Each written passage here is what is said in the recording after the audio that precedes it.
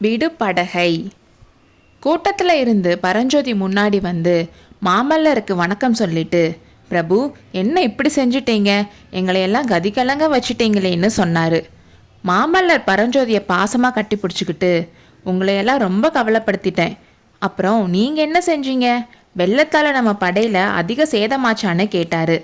அதுக்கு பரஞ்சோதி, சூளபாணியோட அருளால் நல்ல சமயத்தில் எச்சரிக்கை வந்துச்சு, அதனால உயிர் சேதம் எதுவும் இல்லை.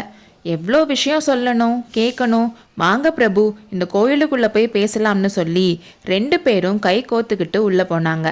கிராம மக்கள் அவங்க பின்னால் போகாத மாதிரி வீரர்கள் தடுத்து நிப்பாட்டினாங்க. மாமல்லரும் பரஞ்சோதியும் சந்தோஷமாக பேசிட்டு போனதையும், கொஞ்சம் பின்னாடி மரத்துக்கடியில் நின்ன சிவகாமியை யாரும் கவனிக்காமல் இருந்ததும் சிவகாமிக்கு கொஞ்சம் கவலையாக இருந்துச்சு. ஆயனரும் ரதியும் சுகரும் சிவகாமி நின்றுட்டு இருந்த இடத்துக்கு வந்தாங்க.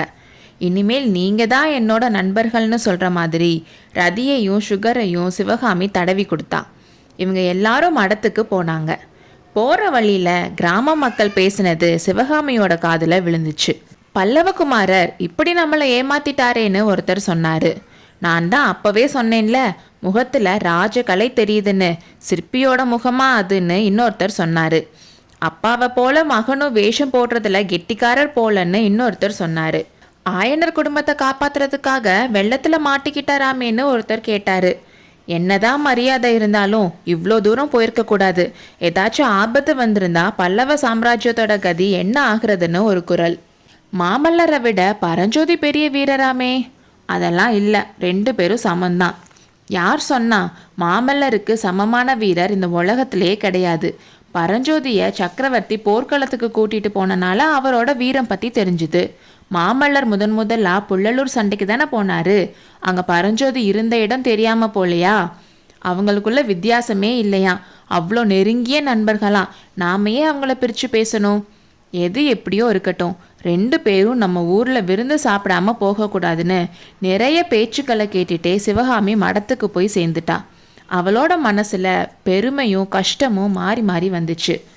கிராம மக்களோட ஆசைப்படியே அவங்களுக்காக அவசரமாக பண்ண விருந்து சாப்பாடை மாமல்லர் பரஞ்சோதி வீரர்கள் எல்லாரும் சாப்பிட்டாங்க. சாப்பிட்டு முடிக்கவே நடுராத்திரிக்கு மேலே ஆயிடுச்சு. காலையில் விடிஞ்சதும் போடலாம்னு பெரியவங்க சொல்லியும் அவங்க கேட்காம நைட்டே கிளம்பிட்டாங்க. கிளம்புறப்போ ஆயனர்கிட்டையும் சிவகாமி கிட்டையும் சொல்லிட்டு போகலான்னு மாமல்லர் மடத்துக்கு போனார். ஆயனரே, உங்களை விட்டுட்டு போகிறது எனக்கு கஷ்டமாக தான் இருக்குது. ஆனாலும் என்ன செய்கிறது, புலிகேசியோட படை காஞ்சியை நெருங்கி வந்துட்டுருக்கான். உடனே வர சொல்லி அப்பா சொல்லி அனுப்பியிருக்காருன்னு சொன்னார். மாமல்லர்கிட்ட ரொம்ப ரொம்ப அன்பு மரியாதையும் ஆயனர் வச்சிருக்காரு. பிரபு, இவ்வளோ நாள் நீங்கள் எங்கள் கூட இருந்ததே நாங்கள் செஞ்ச புண்ணியம். இதுக்கு மேலே நாங்கள் ஆசைப்படக்கூடாது. போயிட்டு வாங்க.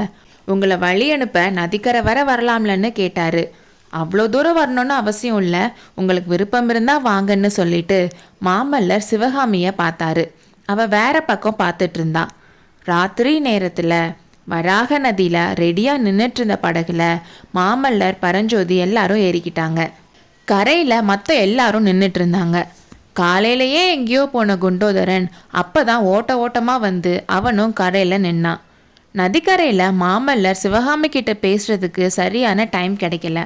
அவர் படகுல ஏறினதும் சிவகாமியை பார்த்தாரு. சிவகாமியும் ஆவலா அவரை பார்த்துட்டு இருந்தா.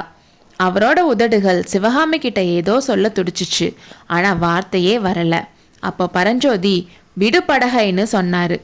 படகு போனதும் சிவகாமிக்கு தன் வாழ்நாளில் இன்பத்தை எல்லாம் அந்த படகு கொண்டு போவது போல் தோன்றியது. அடுத்த அத்தியாயத்தில் சந்திப்போம்.